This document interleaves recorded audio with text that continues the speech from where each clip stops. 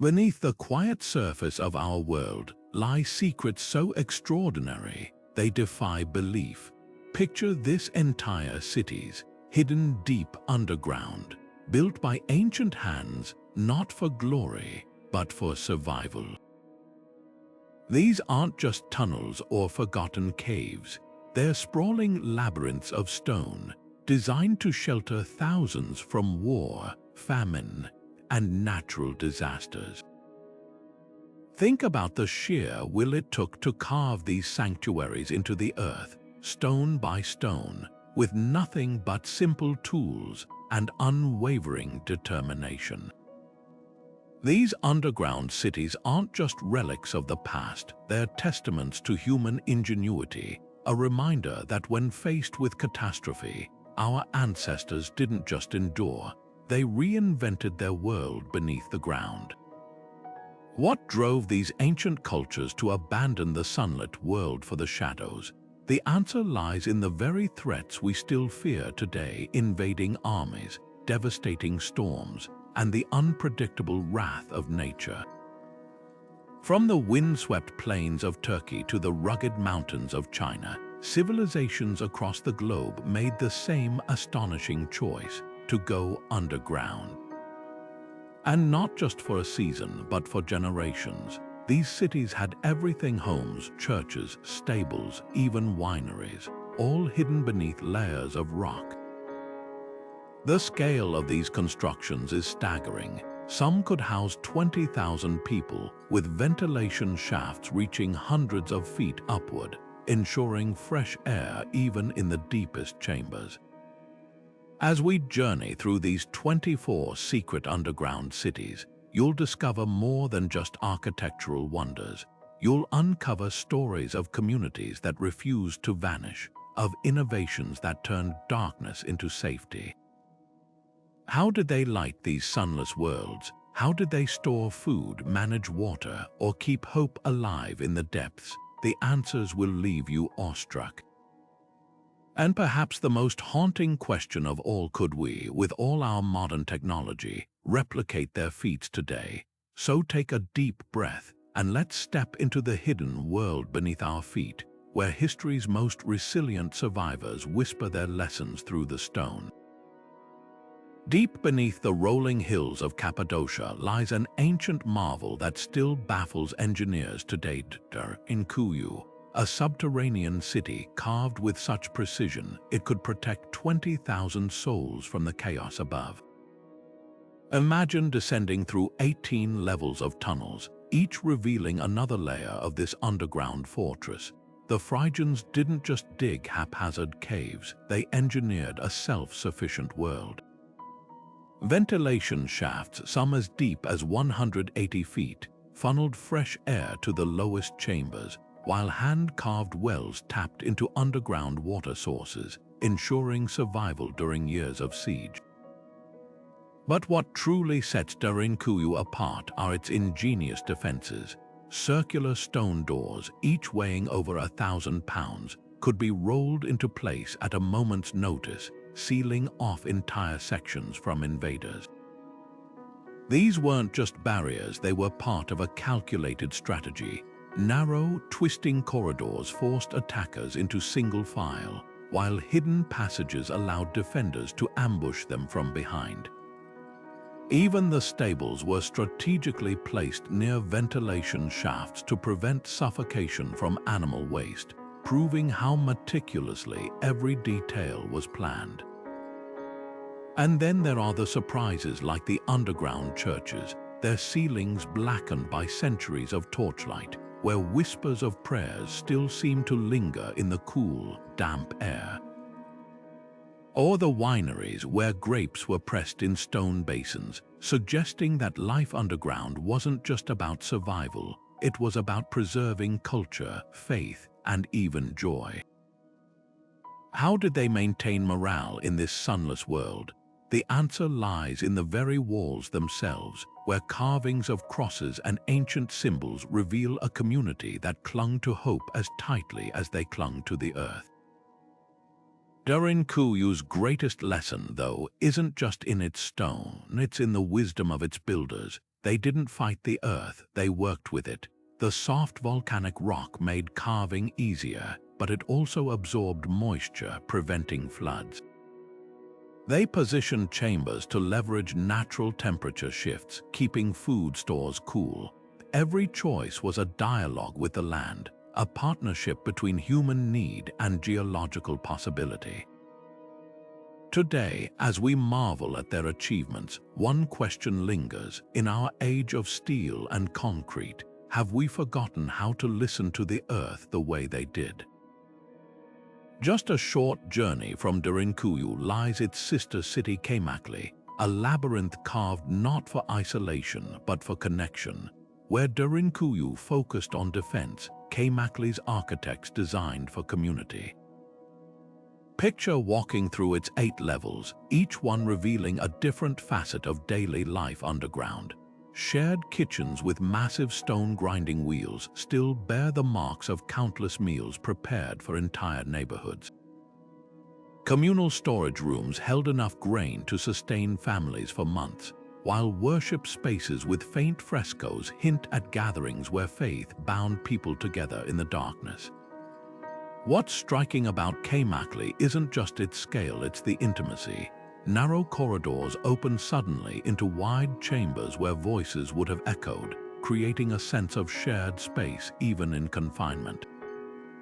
Unlike Derinkuyu's imposing stone barriers, Kaymakli's doorways are smaller, almost inviting, as if to say this wasn't just a fortress, it was a home.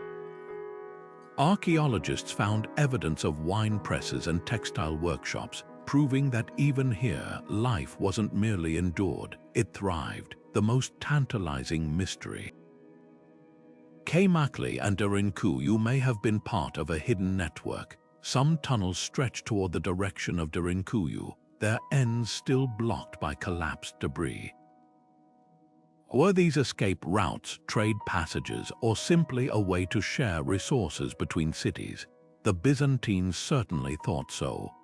Records suggest they used both sites as refuges during Arab invasions, moving entire populations beneath the earth for years at a time.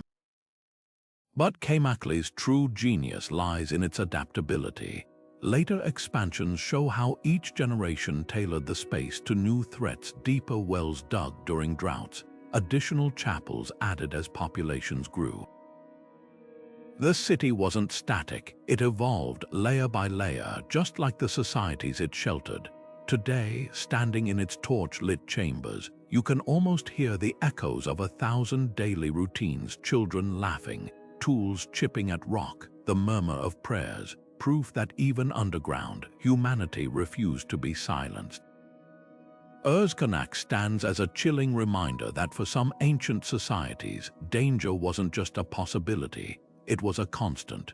While Derinkuyu and Kaymakli dazzle with their scale and communal spirit, this third Cappadocian city reveals a darker priority, pure, unrelenting defense. Carved into the slopes of Mount Idis, Özkonak's design reads like a wartime manual.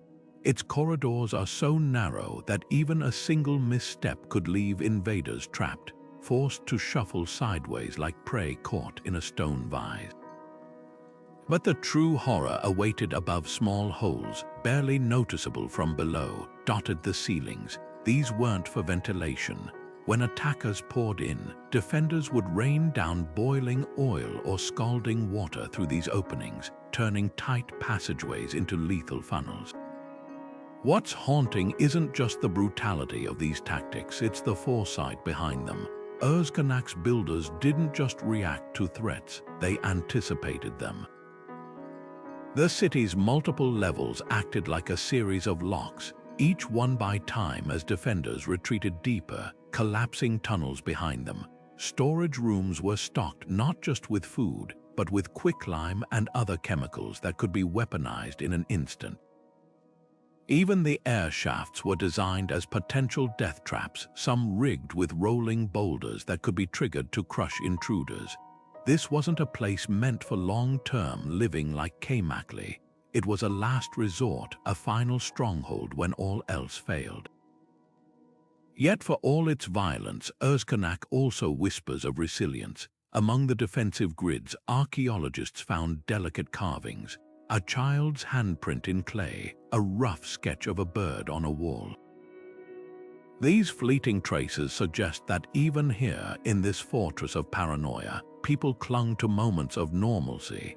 The city's chapel, hidden deep in the safest level, holds crosses chiseled with surprising care, as if faith needed no sunlight to grow.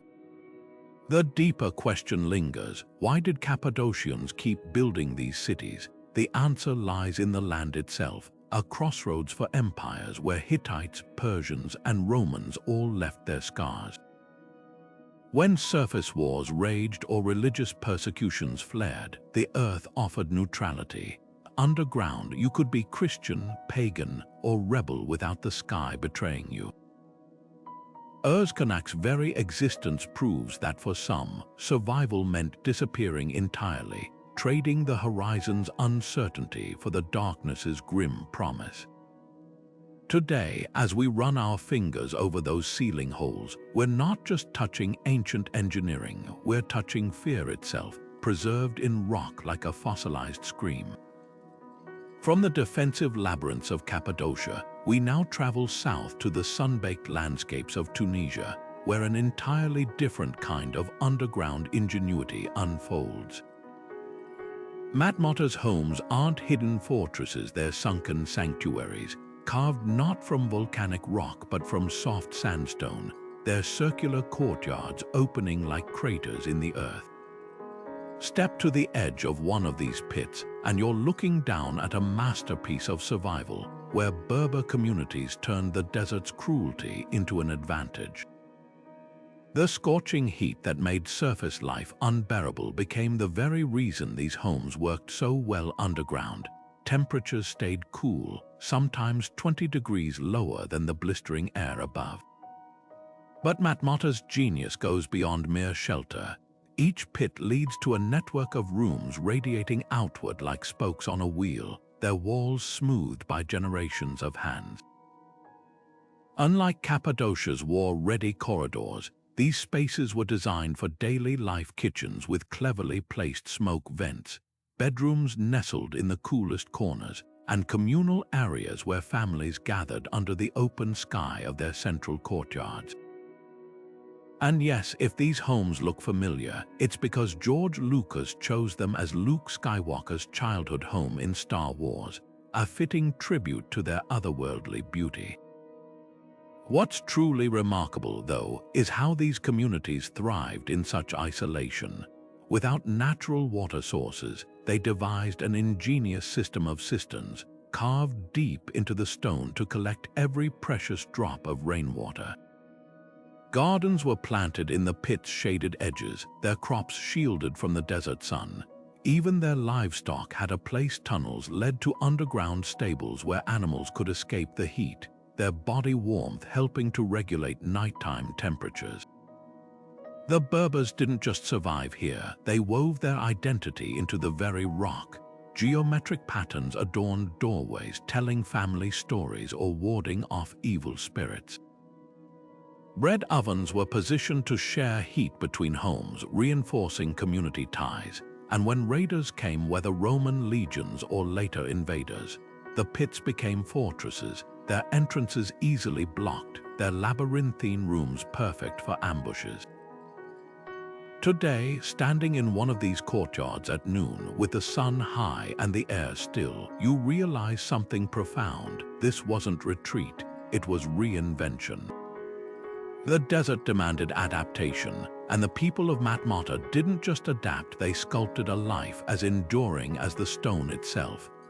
Beneath the green fields of southern Poland lies a world so surreal, it feels like stepping into a dream, the Wieliczka Salt Mine, where every corridor, staircase, and chamber glistens with the crystalline beauty of rock salt. This wasn't just a mine, it was a subterranean kingdom, a place where 13th century miners carved not only wealth from the earth but an entire civilization. For over 700 years, generations of workers spent months at a time below ground, transforming this labyrinth into a self-sufficient city complete with chapels, stables, and even underground lakes that mirrored the salt-crusted ceilings above. The true marvel of Wieliczka isn't its size, though its 300 miles of tunnels could stretch from Krakow to Vienna, but its artistry. Imagine walking into the chapel of St. Kinga, where every surface from the altar to the pulpit is sculpted from salt. Chandeliers, their crystals painstakingly carved from salt blocks, scatter light across walls etched with biblical scenes, each detail a testament to miners who turned their toil into devotion. These weren't professional artists, they were laborers who wielded pickaxes by day and chisels by night, driven by something deeper than duty. Why pour such creativity into a place meant for extraction? The answer lies in the darkness itself. For miners spending months without sunlight, carving became more than decoration, it was a lifeline. Sculpting saints into the walls or crafting salt candelabras wasn't just piety, it was a rebellion against despair, a way to remind themselves that beauty could exist even in the depths. The chapel's famous relief of the Last Supper, its figures worn smooth by centuries of touch, served as both prayer and protest, a declaration that humanity couldn't be buried, no matter how deep the mine. But Wieliczka's genius extended beyond spirituality. Miners engineered ventilation shafts that functioned like subterranean lungs, drawing fresh air through miles of tunnels. They built wooden treadmills operated by horses walking in circles to haul salt to the surface, a system so efficient it remained unchanged for 500 years. And when floods threatened, they carved drainage channels with mathematical precision, turning potential disaster into controlled streams that fed their underground lakes. Perhaps most astonishing is how life flourished here. Stables housed draft animals that never saw daylight, fed by fodder lowered through shafts. Blacksmiths forged tools in salt-walled workshops, their fires reflecting off crystalline ceilings. Miners celebrated weddings and holidays below ground, their voices echoing through chambers that doubled as dance halls.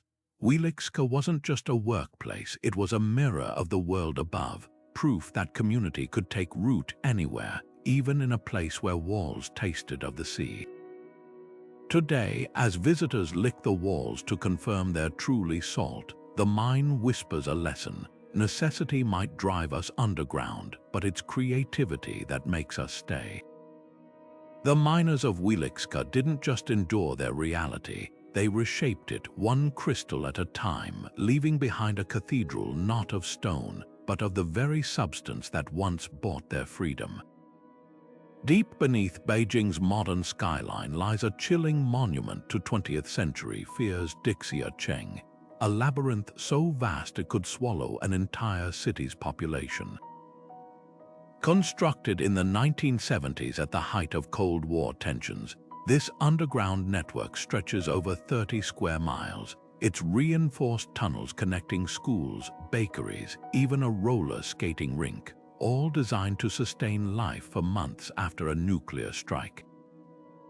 Walking its dimly lit corridors today, you're struck by the eerie contrast between its grim purpose and the mundane details left behind. Faded propaganda posters urging vigilance, rusted ventilation ducts, and the occasional discarded shoe, as if someone vanished mid-evacuation. What makes Dixia Cheng so unsettling isn't just its scale. It's how it mirrors ancient survival strategies while reflecting modern anxieties. Like Derinkuyu's stone doors, its entrances were designed to seal shut against blast waves, with thick steel gates and decontamination chambers.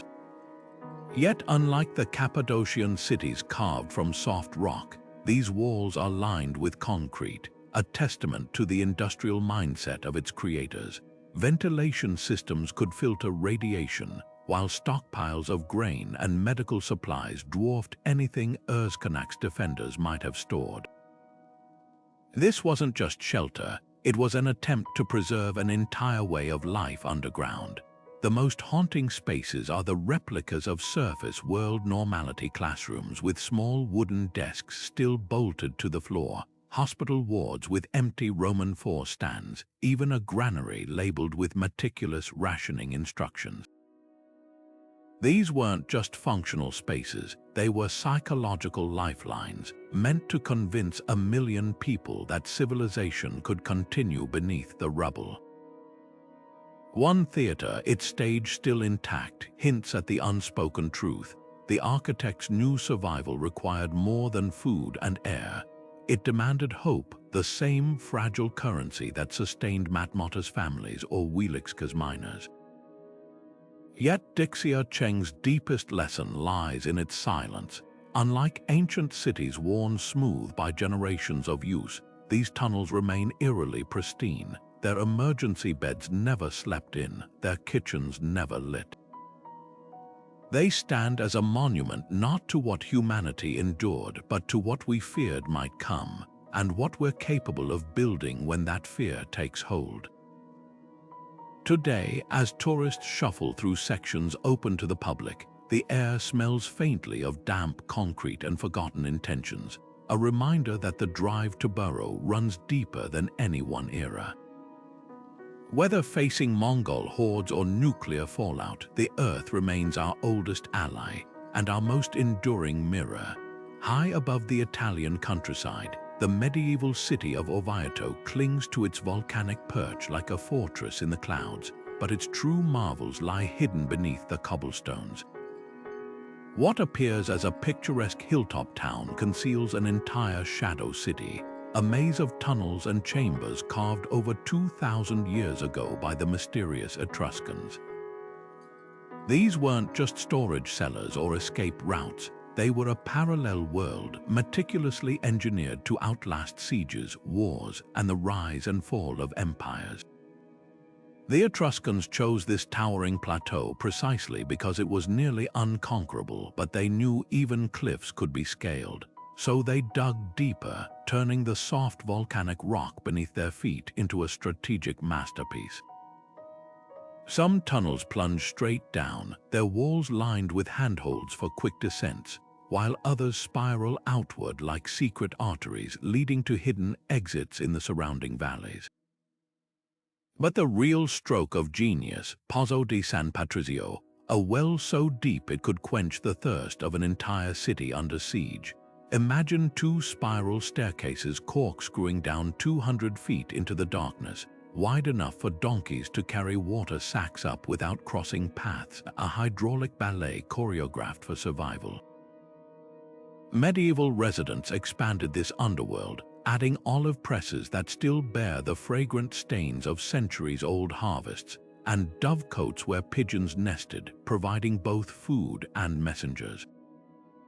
Walking these passages today, you'll stumble upon surprises at every turn: a 13th century kiln with its bricks still stacked as if waiting for the next firing, or a chapel's faded fresco where someone once prayed for deliverance.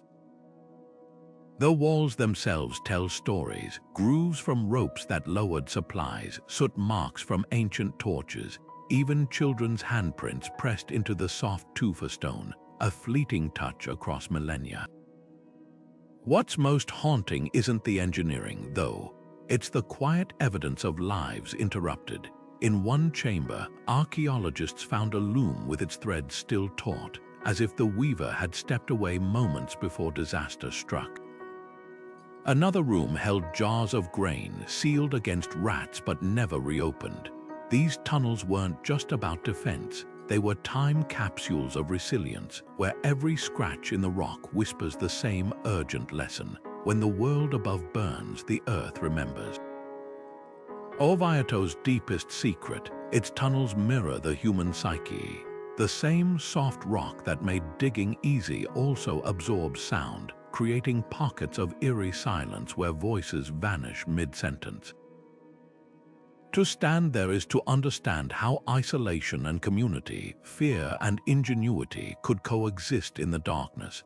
The Etruscans didn't just hide, they redefined what it meant to endure, leaving behind not just a city under a city, but a testament to the lengths we'll go to preserve what matters most. Beneath the rolling farmlands of northern France, where poppies sway in the breeze, lies a secret that defies the peaceful surface Naours, a subterranean city so vast it could hide an entire village. Unlike the defensive strongholds of Cappadocia or the desert pits of Matmata, this labyrinth served a different purpose: invisibility. Imagine 300 rooms snaking beneath wheat fields, their entrances concealed by innocent-looking farmhouses or dense thickets. When danger came, whether Roman legions, Viking raiders, or World War I artillery, locals would vanish underground, sometimes for months, taking their livestock, their livelihoods, and even their faith with them. What makes Naours extraordinary isn't just its size, but its adaptability. Over 16 centuries, each generation left their mark on these chalky tunnels, reshaping chambers to meet new threats. The Romans carved the first shelters, simple pits for storing grain. Medieval villagers expanded them into a honeycomb of living spaces, adding stables with tethering rings still worn smooth by anxious animals. By the 17th century, entire bakeries operated below ground, their ovens positioned near ventilation shafts to avoid smoke suffocation.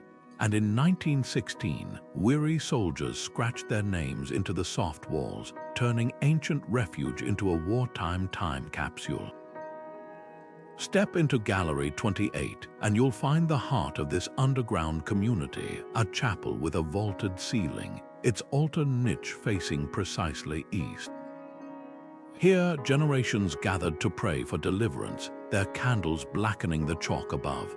Nearby, a bakery's stone oven sits cold but ready, its design revealing clever efficiency. The same heat that baked bread warmed adjacent sleeping quarters.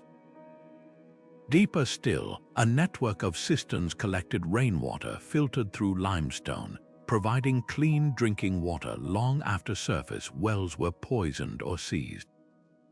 But Naours' true genius lies in its silence. Unlike Özkonak's violent defenses, this city relied on secrecy. Entrances were camouflaged with movable boulders or hidden beneath haystacks. Ventilation shafts disguised as natural sinkholes prevented smoke from betraying the hidden population. Even livestock were kept near the surface initially. Their noises wouldn't carry upward if deeper chambers were occupied. It was a game of collective disappearance where the entire community became ghosts in their own land. The most poignant traces, though, are the smallest.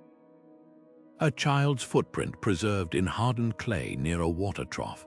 A chessboard scratched into a table where soldiers passed long nights. These ordinary moments, frozen underground, remind us that resilience isn't just about surviving, it's about preserving what makes us human. When villagers finally emerged into sunlight, their first act was often to plant new crops, as if to say, "We may hide, but we always return." Naours stands not as a monument to fear, but to the quiet stubbornness of daily life, proof that sometimes the deepest strength lies not in fighting the storm, but in waiting it out beneath the earth. In the highlands of Ethiopia, where the air thins and the horizon stretches like a prayer, lies a sacred wonder that defies both time and gravity, Lalibela. Not a city built, but a city born from the earth itself. Its 11 churches hewn from solid rock in the 12th century, as if the hands of angels had guided the chisels. These aren't mere buildings, they're acts of devotion carved into the very bones of the mountain, each one connected by a network of tunnels and trenches that turn pilgrimage into a physical journey through faith. The legend says King Lalibela returned from Jerusalem heartbroken by its conquest, vowing to create a new holy city, one that invaders could never desecrate. The result, a spiritual fortress hidden in plain sight. Some churches stand in open pits, their roofs level with the ground, while others burrow into cliffs, their facades vanishing into shadow until you're close enough to touch the intricate crosses chiseled into their walls. To walk through Lalibela is to step into a living labyrinth of belief, where every passage holds meaning. Narrow tunnels symbolizing the path to salvation open suddenly into sunlit courtyards, mimicking the soul's journey from darkness to divine light. What astonishes engineers isn't just the scale of excavation, removing an estimated 100,000 cubic feet of rock without modern tools, but the precision. The Church of St. George, shaped like a perfect cross, plunges 40 feet downward, its windows aligned to catch the first rays of dawn on sacred feast days. Rainwater channels, invisible from the surface, funnel moisture away from delicate frescoes, while ventilation shafts hidden in decorative carvings keep the air fresh for worshippers below. This wasn't just construction, it was communion between human ambition and geological wisdom. Yet Lalibela's true power lies in its unbroken connection to the past. Unlike abandoned underground cities, these churches still echo with chants 7 days a week.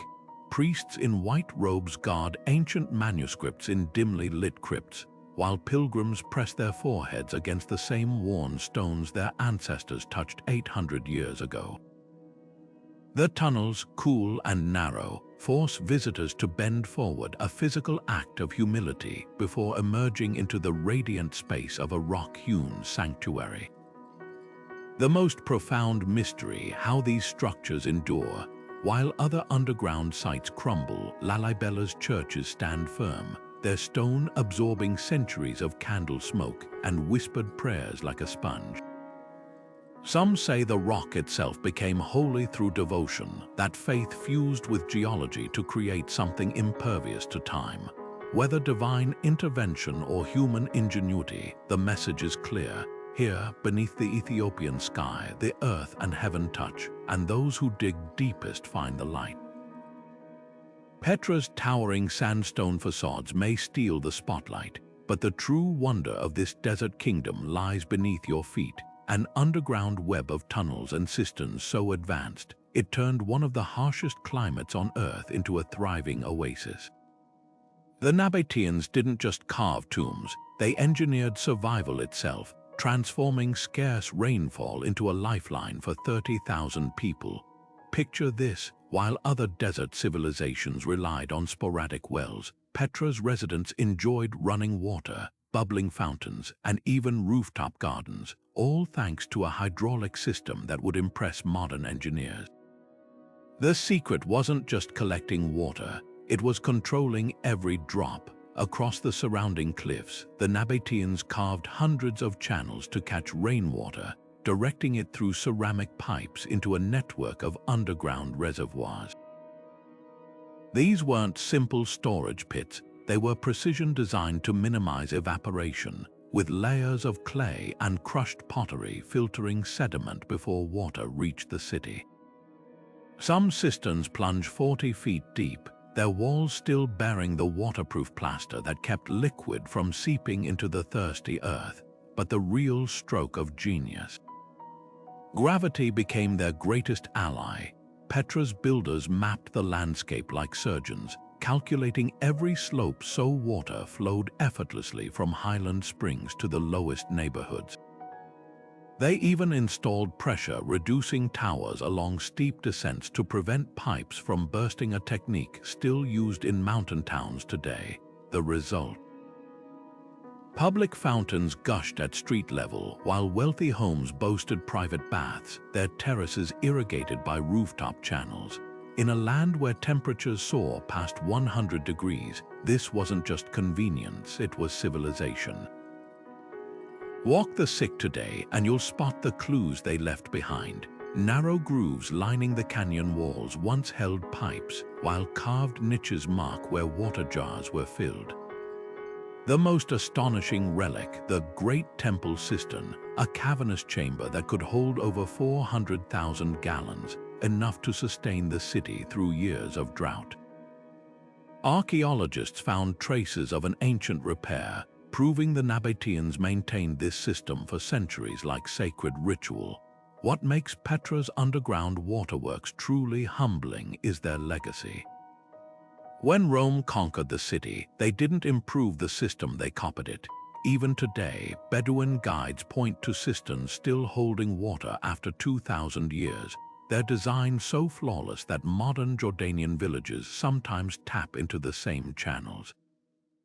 The lesson carved into these rose-red walls isn't about resisting nature, it's about listening to it. While other cities fought the desert, Petra danced with it, turning scarcity into abundance one carefully guided drop at a time. Among the fairy chimneys and wind-sculpted valleys of Cappadocia, Göreme stands apart, not as a fortress or a refuge for the masses, but as a sacred whisper carved into soft volcanic rock. Here, in these honeycombed cliffs, early Christians didn't just hide from Roman persecution. They turned the very act of concealment into worship. Picture squeezing through an unassuming crack in the hillside, only to emerge into a domed chapel bathed in flickering candlelight, its walls alive with vibrant frescoes of saints and biblical scenes. These weren't hastily scratched symbols, they were masterpieces, painted in mineral pigments that have outlasted empires, their colors still glowing after 12 centuries in the dark. What drove these communities to create such beauty underground? The answer lies in the duality of their existence. On one hand, necessity dictated their choice. Göreme's labyrinth of caves offered perfect camouflage from soldiers scouring the landscape for outlawed Christians. But there was something deeper at work. By carving their churches beneath the earth, they were mirroring the catacombs of Rome, where early believers had worshipped in secret. The darkness wasn't just a shield, it became sacred space, a physical reminder of Christ's tomb and the promise of resurrection. Even the architecture reflected this. Many chapels were designed with low, narrow entrances forcing worshippers to bow, symbolizing humility before God. The frescoes tell their own story of resilience. In the dark church, named for centuries of accumulated candle soot, scenes of the Nativity and Crucifixion unfold across curved ceilings like a celestial tapestry. What's striking isn't just their artistry, but their audacity. At a time when Byzantine iconoclasm was destroying religious images across the empire, Göreme's artists doubled down, painting Christ Pantocrator with eyes that seemed to follow you through the gloom. These weren't just decorations, they were acts of defiance, a declaration that faith could flourish even in exile. Yet Göreme's true genius lies in its communal design. Unlike solitary hermit caves found elsewhere, this was a monastic hub where tunnels connected chapels, refectories, and sleeping quarters. Ingenious ventilation shafts disguised as natural fissures carried away cooking smoke, while hidden passages allowed monks to move between worship spaces unseen. The valley's most poignant feature, a communal kitchen with a ceiling blackened by centuries of shared meals, where voices once rose in psalms between bites of simple bread.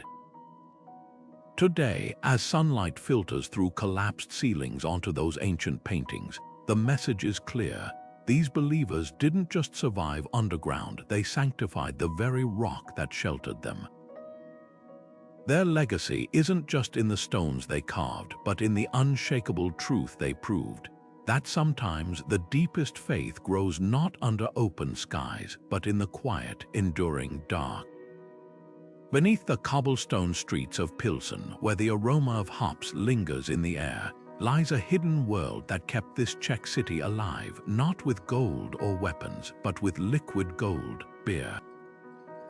Over 12 miles of tunnels snake beneath the surface, their cool, damp walls lined with barrels that once held the lifeblood of the community.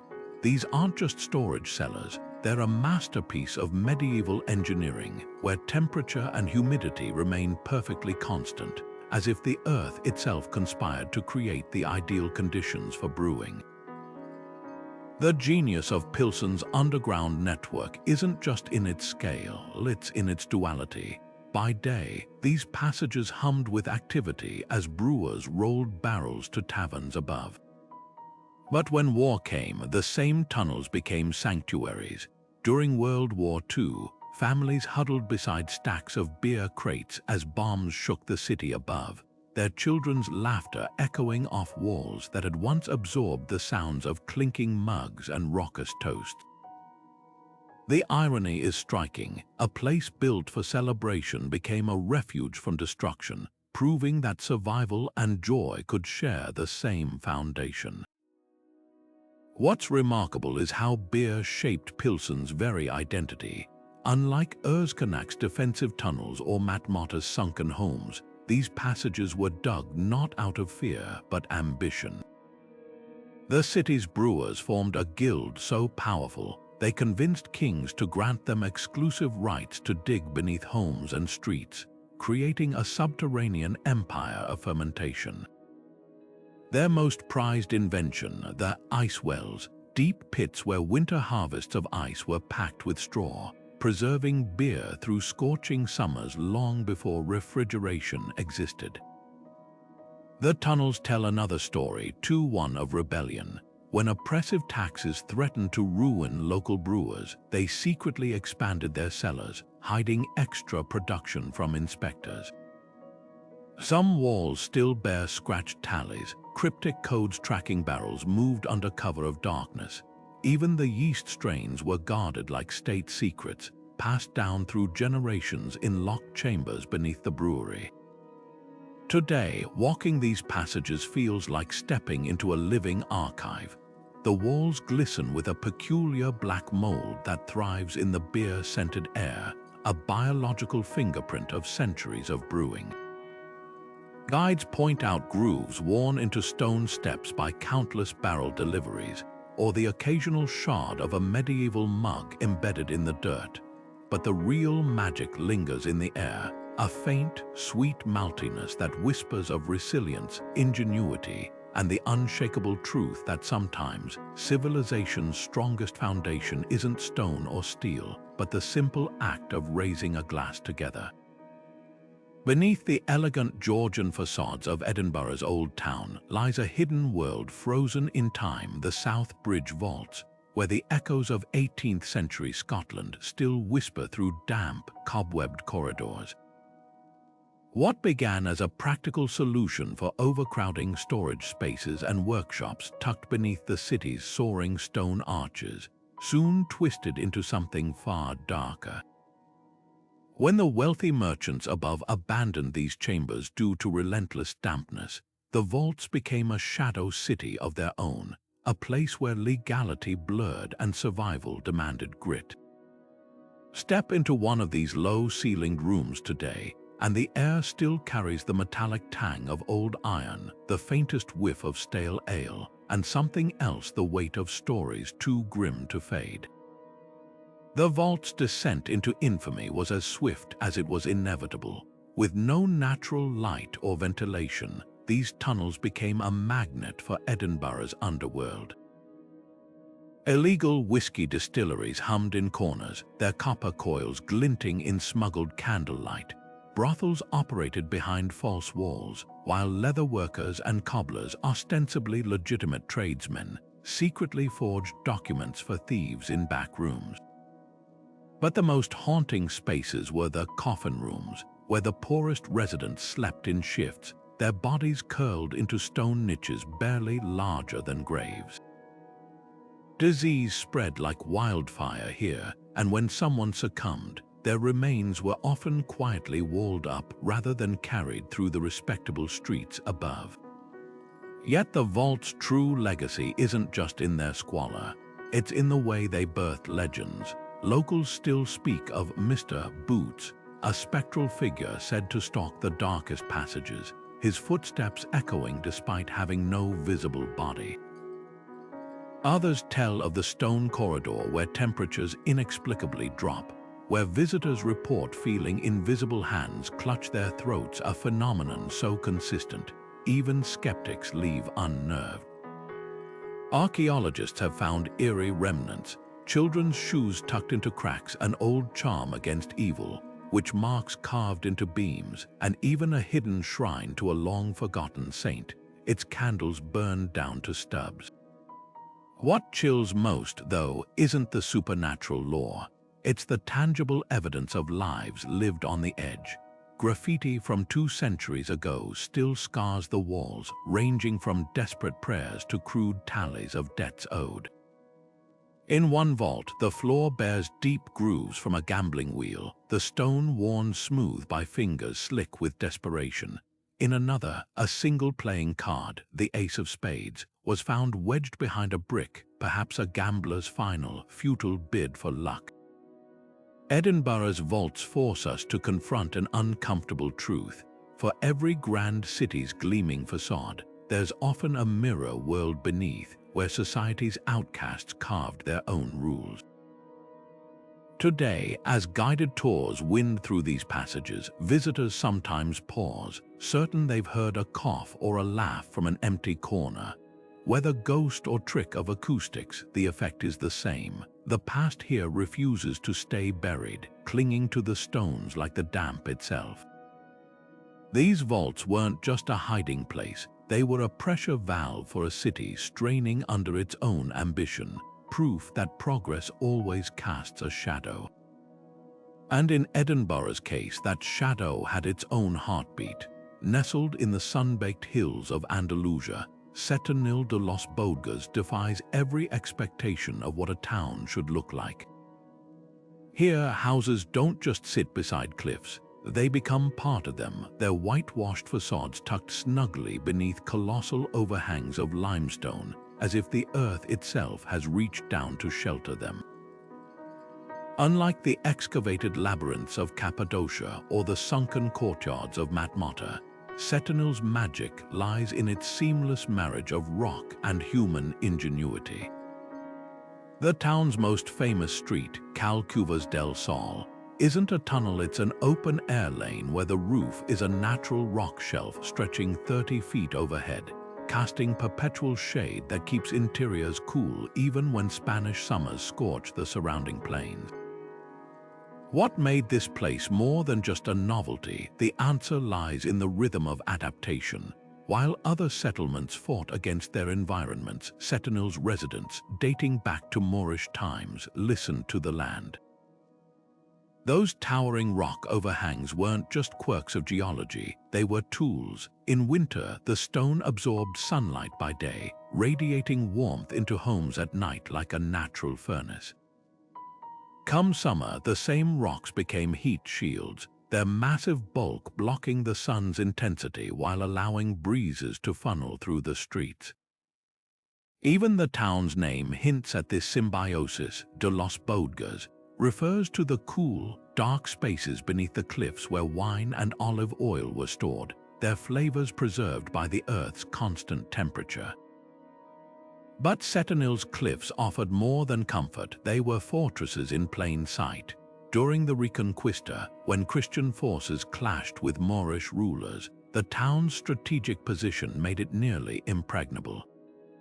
Invaders could storm the valley below, but attacking upward into those natural rock shelters, suicide, defenders simply rolled boulders from the cliffs or rained arrows from hidden crevices. The town's crowning victory came in 1484, when Catholic monarchs needed 7 attempts to finally seize Setonil, a delay that allowed nearby Granada to prepare its defenses, ultimately shaping the course of Spanish history. Walk through Setonil today, and the past lingers in every detail. Restaurants serve tapas in caves where Moorish merchants once haggled over spices, their tables lit by sunlight filtering through gaps in the rock. Homes still use ancient cooling techniques, thick stone walls paired with strategically placed vents that harness airflow like natural air conditioning. Even the local church, built into a cavern, echoes with acoustics so pure choir rehearsals draw crowds. The real lesson of Setonil, though, isn't in its survival, it's in its joy. Where other underground cities whisper of fear or hardship, this place thrums with life. Geraniums spill from window boxes beneath the cliffs, their red blooms vivid against pale stone. Neighbors gather in plazas that double as natural amphitheaters, their laughter bouncing off the rocks. Setonil proves something profound. that the best shelters aren't those that merely protect, but those that let us live fully, in harmony with the very forces we seek refuge from. Here, the line between inside and outside blurs, and in that blur, humanity finds not just safety but beauty. In the scorching heart of Australia's outback, where temperatures soar past 120 degrees and the horizon shimmers like a mirage, lies a town that didn't just adapt to the heat, it vanished beneath it. Coober Pedy isn't just built underground. It thrives there, a labyrinth of opal-lined tunnels where miners sleep in air-conditioned caves, worship in subterranean chapels, and even sip beers in bars carved from bedrock. This isn't survival, it's reinvention, where the very act of burrowing has created a culture as unique as the precious stones hidden in the earth. The story begins with desperation. When opal was discovered here in 1915, prospectors faced an impossible choice: endure surface heat that could fry eggs on car hoods or follow the gemstones downward. They chose the latter, carving homes directly into the walls of their own mines, a practicality that quickly became tradition. Walk into one of these dugouts today, and you'll find all the comforts of a modern house: plush sofas, flat-screen TVs, even potted plants thriving under artificial light. The walls, though, tell the truth: rough-hewn sandstone glittering with flecks of opal, a constant reminder that every room is literally inside a treasure chest. What's astonishing isn't just the homes, but the town's full subterranean ecosystem. St. Peter and Paul's Catholic Church, its vaulted ceiling strung with fairy lights, hosts weddings where guests descend into the cool earth in formal attire. The Desert Cave Hotel offers luxury suites where guests sleep surrounded by million-year-old rock strata, their silence broken only by the distant hum of ventilation systems. Even the local golf course, nicknamed the world's most unusual, has no grass. Players carry patches of artificial turf to hit shots across dusty plains, retreating underground between holes to escape the sun. The real magic, though, lies in how Coober Pedy flips the script on isolation. In most underground cities, darkness implies secrecy or defense. Here, it fosters community. Neighbors gossip in shared living rooms carved at tunnel intersections. Miners play underground cricket in widened chambers, their laughter echoing through opal-rich rock. During the famed Opal Festival, the entire town gathers in a massive excavated hall for music and dancing, the walls sparkling like a disco ball under colored lights. This isn't hiding, it's celebrating the very earth that sustains them. Yet challenges persist. Mining explosions occasionally rattle teacups off shelves, while inexperienced diggers sometimes break through into someone's living room by accident. Water must be trucked in from over 100 miles away, and summer dust storms can seal above-ground entrances for days, but the residents wouldn't have it any other way. As one local put it while showing off his opal-embedded shower stall, "Why live in an oven when you can have paradise at 70 degrees year-round?" Coober Pedy's ultimate lesson: sometimes the richest lives aren't found by conquering nature, but by letting it shelter you. Beneath the bustling streets of Odessa, where tourists sip coffee in sunlit plazas, lies a hidden world so vast it could stretch from Paris to Moscow: the legendary Odessa Catacombs. This isn't just a network of tunnels, it's an entire underground country, a labyrinth of limestone quarries twisting beneath the city like the roots of some colossal tree. Picture standing at one of its entrances, flashlight beams swallowed by darkness, knowing that if you walked every passage, you'd cover 2,500 kilometers, enough to cross Ukraine twice. But what's truly astonishing isn't the scale. It's how these tunnels became a stage for human defiance, from 19th century smugglers to 20th century freedom fighters. The catacombs began as a practical solution. In the early 1800s, builders needed limestone for Odessa's grand buildings, so they quarried it from beneath the streets, leaving behind hollowed-out chambers. When the quarries closed, the tunnels didn't fade into obscurity. They became a shadow city. Smugglers navigated them like underground highways, moving contraband from the Black Sea coast to hidden warehouses beneath unsuspecting shops. The walls still bear their marks, coded symbols scratched near intersections, arrows pointing to secret exits, even remnants of rope ladders dangling from shafts. These weren't just criminals, they were the original urban explorers mastering a world without maps. Then came the war. When Nazi forces occupied Odessa in 1941, the catacombs transformed into something far greater, a fortress of resistance. Soviet partisans vanished into the tunnels, their entrances concealed beneath gravestones or inside innocent-looking basements.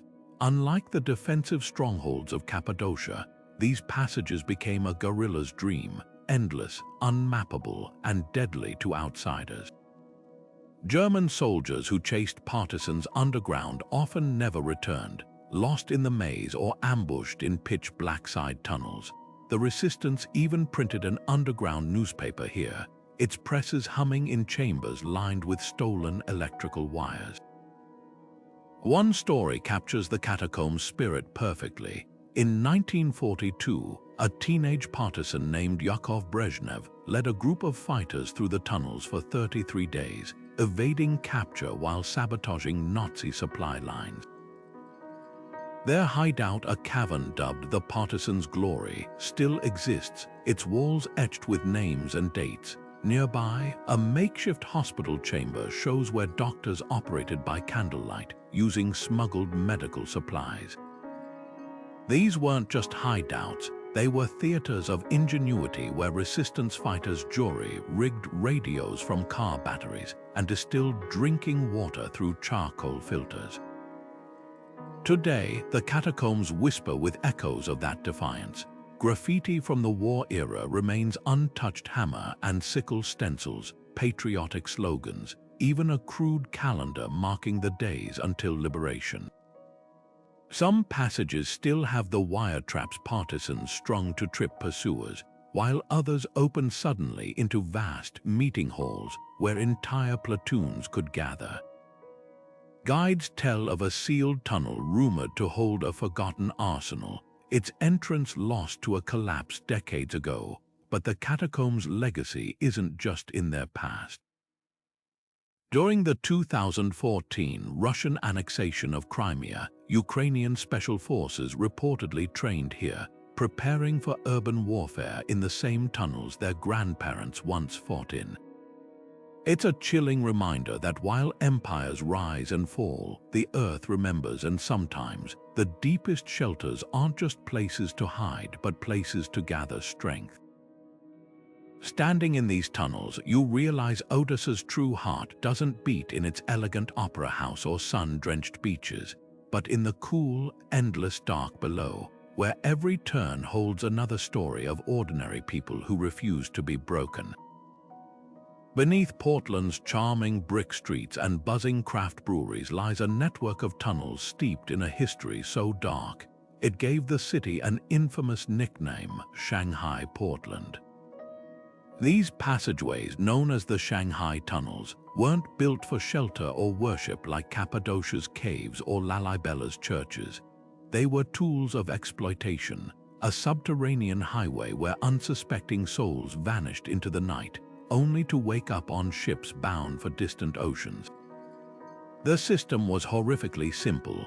Bartenders slipped drugs into drinks, trapdoors dropped victims into waiting tunnels, and by dawn they'd be shackled in the hull of a vessel desperate for crew. This wasn't just crime, it was an industry, one that kept Portland's ports thriving while shadows swallowed lives. What made these tunnels so effective? Geography and greed. Portland's waterfront sat lower than its downtown, creating a natural slope that allowed kidnappers called crimps to drag unconscious men downhill with minimal effort.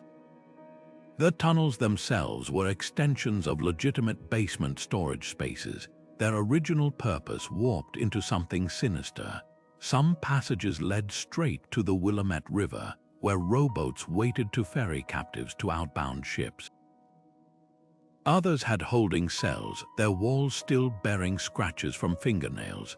The most chilling feature, deadfalls, hidden drops disguised as ordinary floorboards in bars and boarding houses, designed to send victims tumbling into darkness before they could scream. But the true horror wasn't just the abduction, it was the complicity. Ship captains paid crimps up to $100 per head, nearly $3,000 today, while police turned blind eyes in exchange for bribes. Even respected businessmen invested in the trade, financing saloons that doubled as trap-filled fronts. The victims, often loggers or miners fresh off payday, their pockets full and senses dulled by drink. Others were immigrants who didn't speak English, easy targets for manipulation. Few ever returned to tell their stories, though letters occasionally surfaced, like one from a sailor in Hong Kong, pleading for help after being shanghaied from a Portland bar in 1892. The tunnel's legacy lingers in unexpected ways. Modern tour guides point out grooves worn into brick walls where ropes once dragged bodies, or the occasional whiskey bottle from the era, still corked and dust-covered. Paranormal investigators claim the lowest tunnels hum with residual energy, recording voices that whisper pleas in long-dead languages. But the most enduring scar is psychological. Portland's rise as a maritime powerhouse came at a cost, its growth literally built on stolen labor. Today, the Shanghai tunnels force us to confront an uncomfortable truth that progress often has a shadow side, and sometimes the darkest chapters of history aren't buried in the earth, but woven into the foundations of the cities we love. As sunlight filters through sidewalk grates above these passages, it illuminates not just brick and mortar, but the echoes of choices we'd rather forget. Rising from the turquoise waters of the Argolic Gulf, the fortress of Plzeň seems to float like a stone ship, its medieval battlements jutting defiantly against the horizon. But this tiny island's true power lay hidden beneath the waves, where a network of submerged tunnels and chambers turned it into Greece's most unconquerable stronghold. Built by Venetian engineers in the 1500s, Plzeň wasn't just a castle, it was a chess piece in a centuries-long game of Mediterranean domination, its secrets as carefully guarded as the treasures it protected. The genius of Plzeň's design wasn't in its height but its depth. While invaders focused on scaling the visible walls, defenders moved unseen through underwater passages connecting the fortress to the mainland. These weren't mere escape routes, they were logistical lifelines. Fresh troops could arrive beneath the waves, while wounded soldiers or messages slipped away undetected. Even more ingeniously, some tunnels led to camouflaged openings just below the waterline, allowing archers to launch surprise attacks from what appeared to be solid rock. What truly made Plzeň untouchable, though, was its relationship with the sea itself. The fortress stood at the perfect depth where larger ships couldn't approach without running aground, yet small defender vessels could dart through hidden channels in the reef. During sieges, the Venetians would submerge iron chains between the island and the coast, creating invisible barriers that shredded enemy hulls. Meanwhile, underground cisterns collected rainwater through cleverly designed channels in the fortress walls, ensuring fresh water even during prolonged blockades. The fortress's darkest secret, a submerged dungeon accessible only at low tide, where prisoners were left to watch rising seawater inch closer each hour. Local fishermen still whisper about the weeping echoes heard near these chambers on still nights, sounds some attribute to the porous stone, others to more spectral remnants. Plzeň's legacy endures not just in stone, but in the lessons it taught future engineers. Its success proved that the best defenses often work with nature rather than against it, using tides as weapons, reefs as moats, and the very sea that attackers crossed as their greatest obstacle. Today, as tourists sunbathe on the fortress walls, few realize they're lounging above a masterpiece of martial ingenuity, where every wave that laps the island's base whispers of battles won not by brute force, but by outthinking the horizon itself. Beneath the golden dunes of Iran's dashed Ikavir Desert lies a masterpiece of ancient survival, Nushabod, a labyrinth so ingeniously hidden that even the Mongols, masters of conquest, never uncovered its secrets. Known locally as Aui, meaning City of Water, this 1,500-year-old refuge wasn't just a cluster of tunnels. It was a self-sustaining underground metropolis, designed to outlast sieges and vanish into the landscape when danger approached. Picture this: as horsemen thundered across the desert, entire families would descend through camouflaged wells, pulling mats of woven reeds over their heads to erase all traces of their passage. Within hours, the shifting sands would swallow any sign of the city's existence, leaving invaders staring at an empty horizon. What set Nushabod apart wasn't just its secrecy, but its sophistication. While other underground cities relied on natural caves or soft rock, the builders here carved through hard sedimentary layers, creating a warren of corridors that zigzagged unpredictably to confuse attackers. The real marvel, a network of vertical air shafts, each angled to harness desert winds, funneling cool breezes through the deepest chambers even in midsummer. These weren't simple holes, they were precision engineered to create passive airflow, some featuring spiral grooves that accelerated wind like subterranean turbines. Meanwhile, a separate system of clay pipes channeled groundwater from deep aquifers, supplying reservoirs that could sustain 3,000 people for months. Archaeologists found date pits and animal bones in these chambers, proof that life continued below even when the surface became a wasteland. The city's defenses bordered on psychological warfare. Narrow tunnels suddenly opened into vast halls where defenders could ambush intruders from multiple levels. False corridors ended in sheer drops or concealed pits, while echoing chambers amplified whispers among residents but distorted invaders' shouts into indecipherable noise. Most chilling of all were the listening rooms, small niches where sentries pressed their ears against specially thinned walls, detecting distant footsteps through vibrations in the stone. This wasn't just hiding, it was controlling every sensory advantage the underground world offered. Yet Nushabod's greatest strength was its relationship with the desert itself. The same scorching sun that drove people below also protected them. Sandstorms buried entrances, while the glaring heat discouraged prolonged searches. Over centuries, knowledge of the city's locations became a closely guarded secret, passed down only within families.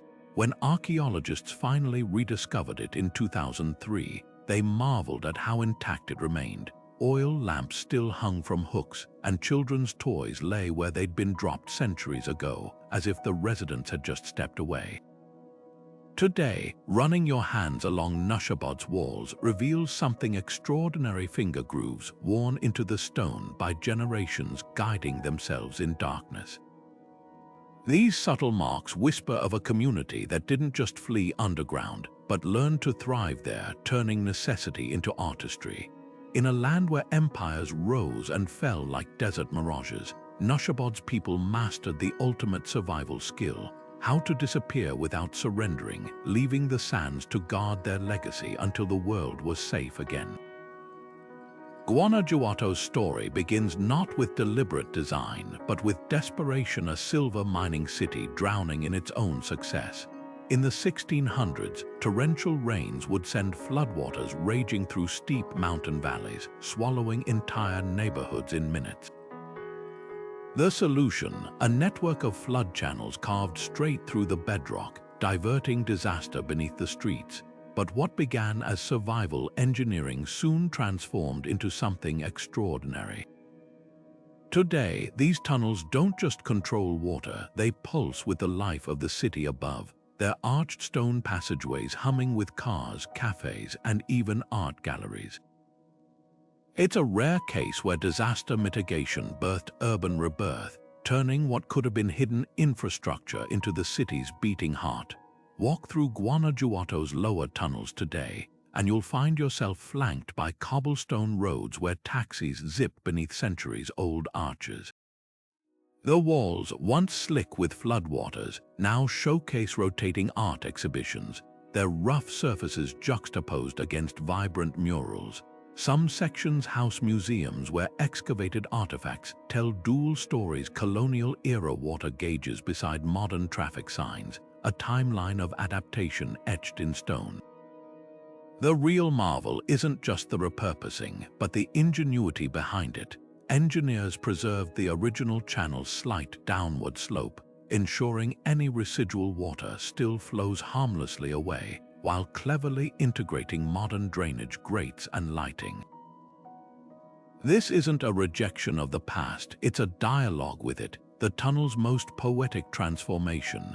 The subterranean stretch of the Cal Miguel Hidalgo, once a riverbed of panic during storms, now hosts leisurely evening strolls. Couples share ice cream under strings of Edison bulbs, their laughter bouncing off walls that once echoed with warning bells. Even the acoustics became an asset. Local musicians discovered the tunnel's natural reverb, and now impromptu concerts erupt in rounded chambers originally designed to dissipate hydraulic pressure. Guanajuato's lesson is clear. Resilience isn't just about enduring disaster, but rewriting its legacy. Where other cities might hide their flood channels like shameful secrets, this Mexican gem embraced its underground veins as part of its identity. The tunnels, much like the city itself, refused to be defined by what they were built to prevent. Instead, they became proof that the best urban innovations don't fight history, but flow with it, carving new possibilities from the bedrock of necessity. Burlington's bunker sprawls beneath the English countryside like a hidden chessboard, its corridors stretching for miles beneath what appears to be ordinary farmland. But this was no ordinary shelter. Designed in the 1950s to house the entire British government during nuclear war, its walls tell a story far more complex than survival. Picture civil servants sipping tea in canteens lined with radiation detectors, or ministers drafting emergency broadcasts in a studio that eerily resembled the BBC's above-ground headquarters. Even the inclusion of a pub complete with a dartboard and faux wood paneling wasn't just whimsy. Every detail was a calculated act of psychological warfare, not against an enemy, but against despair itself. The bunker's architects understood something profound, that morale is as essential as oxygen in a crisis. While Soviet counterparts built Spartan concrete tombs, the British prioritized eerie normality. Offices had identical furniture to Whitehall's, down to the same shade of green filing cabinets. The cafeteria served meals on familiar NHS crockery. Even the ventilation system hummed at the same frequency as London's underground, creating subconscious comfort through sound. These weren't luxuries, they were lifelines. Psychologists had warned that without such touchstones, even the most disciplined minds might unravel during months of confinement. The pub, then, wasn't for revelry. It was a stage where officials could perform routines like ordering a pint, clinging to rituals that separated civilization from chaos. Broadcasting studios reveal another layer of this psychological armor. Unlike the crude loudspeakers in most bunkers, Burlington's setup could simulate live radio, complete with pre-recorded crowd noises and scripted interviews. The goal, to sustain the illusion of a functioning society, even if the world above had vanished. Archivists found playlists of cheerful music alongside solemn emergency announcements. carefully balanced to prevent either panic or complacency. One memo explicitly instructed announcers to avoid funereal tones, proving how deeply they'd studied the power of voice in crisis. Yet Burlington's most haunting feature isn't what was built, it's what was left unfinished. Deep in the tunnels, a chapel was roughed out but never consecrated, its bare walls a silent admission that some comforts couldn't be engineered. Nearby, a room marked Children's Creche sits empty, a stark reminder that while the bunker could replicate bureaucracy, it couldn't truly recreate life. Today, as urban explorers navigate its dust-choked corridors, they're struck not by the technology, but by the echoes of a paradox that preparing for the end required pretending it hadn't come. Burlington stands as a monument to the most human of truths, that sometimes survival isn't just about living through disaster, but remembering what makes life worth living at all. Carved into the heart of Colorado's Cheyenne Mountain, a fortress hides in plain sight, its entrance a nondescript tunnel leading to a world where the clock never stops. This isn't just a bunker, it's the nerve center of NORAD, where military personnel track every aircraft, missile, and potential threat crisscrossing the globe 24 hours a day, 365 days a year. The mountain itself acts as both shield and sentinel, its 2,000 feet of solid granite capable of absorbing the impact of a 30-megaton nuclear blast. That's 1,500 times stronger than the bomb dropped on Hiroshima. Inside, 15 buildings rest on massive springs, designed to sway rather than shatter during an earthquake or direct hit. Even the air is filtered through banks of chemical and biological scrubbers, ensuring those inside could survive for months while the world outside might unravel. What's fascinating isn't just the engineering, it's the psychology. Cheyenne Mountain was born from Cold War paranoia in 1966, a time when schoolchildren practiced duck and cover drills and families built backyard fallout shelters. Yet today, long after the Soviet Union's collapse, the complex remains fully operational, its mission expanded to include cybersecurity and space surveillance. The mountain's endurance raises a haunting question. Are we building these fortresses to protect against real threats, or to soothe an ancient, unshakable fear of annihilation? The line between vigilance and obsession blurs here, in corridors where analysts monitor screens that could herald doomsday with a blinking light. Step inside the command center, and you'll find a surreal juxtaposition cutting-edge technology wrapped in retro-futurism. The same walls that once echoed with typewriter clatter now hum with servers processing terabytes of data, yet the facility's bones remain frozen in mid-century pragmatism. Cafeterias serve meals around the clock, their menus planned for long-term habitation. Dormitories sit ready, their blankets neatly folded, as if the mountain is perpetually braced for a crisis that may never come. Even the artwork leans into the absurd. A mural near the main entrance depicts a knight slaying a dragon, a not-so-subtle metaphor for NORAD eternal vigil. The most telling detail, though, lies in what's missing: windows. Natural light never penetrates this deep, a design choice that speaks volumes. Without sunrise or sunset to mark time, shifts blend into one another, creating a disorienting timelessness. Psychologists who studied the staff noted how some developed a peculiar calm, their minds adapting to the weight of their responsibility by treating it like any other job. Others confessed to dreaming of open skies, their subconscious rebelling against the mountain's embrace. Cheyenne Mountain's legacy isn't just in the threats it deters, but in the mirror it holds up to society. We bury our fears in literal tons of rock, trusting that if we can't eliminate danger, we can at least outlast it. The facility's motto, "We have the watch," is both a promise and a paradox. Because in the end, no matter how deep we dig or how thick we build, some vulnerabilities can't be buried. They linger in the human heart, whispering that safety is always and only temporary. Beneath the onion domes and bustling streets of Moscow lies a rumor-made concrete Metro 2, a shadow subway system so secretive, even its existence is officially denied. While tourists marvel at the palatial stations of the public metro, this phantom network supposedly snakes through the darkness, connecting government bunkers, military command centers, and whispered about safe houses. The stories trace back to Cold War paranoia, when Soviet engineers allegedly dug deeper than ever before, creating a parallel infrastructure where the elite could vanish during nuclear Armageddon. What makes Metro 2 more than urban legend?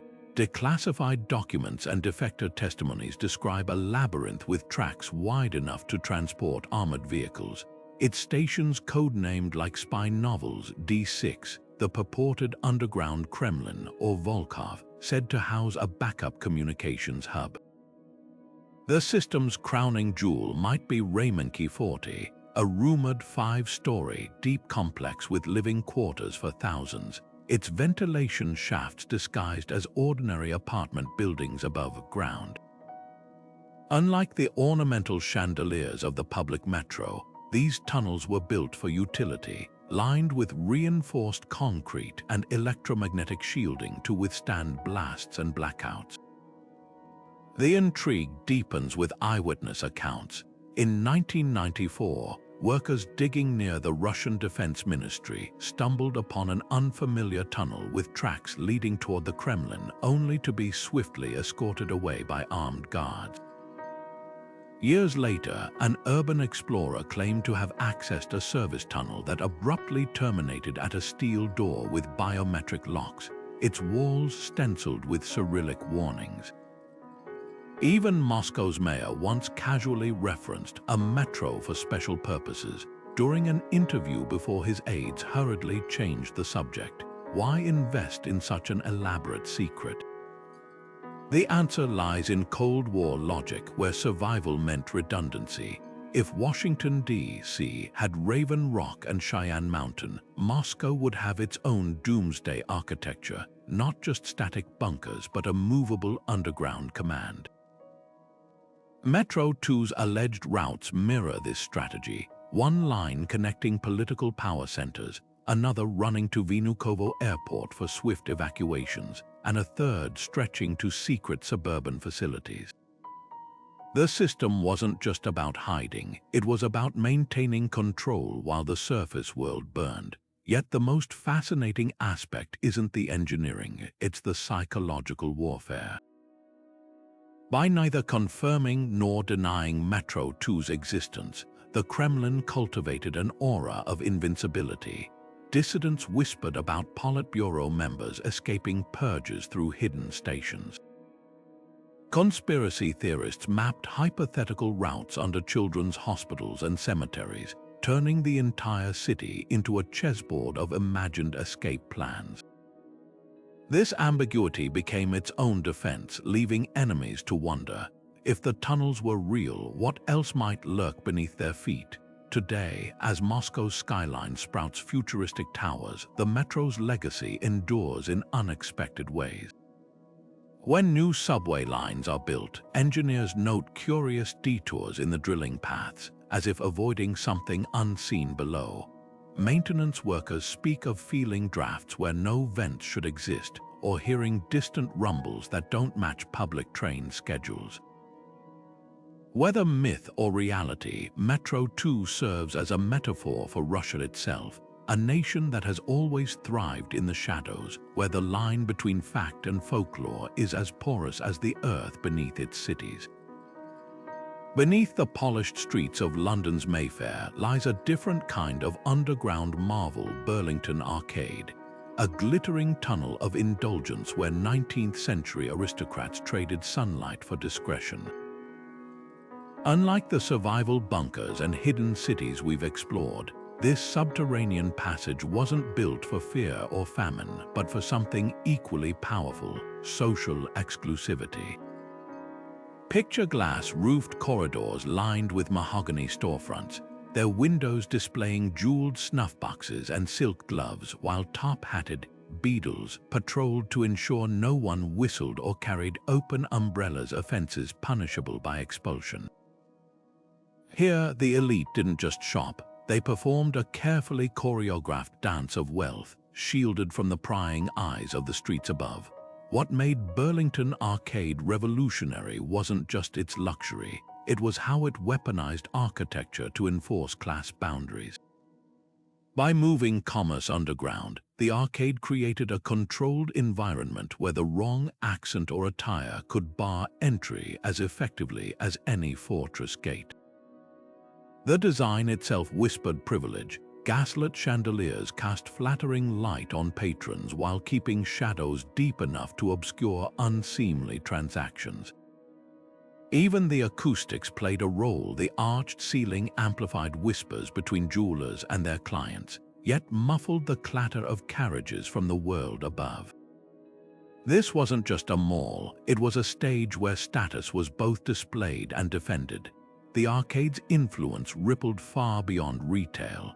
For the first time, the underground wasn't associated with poverty or danger, but with aspiration.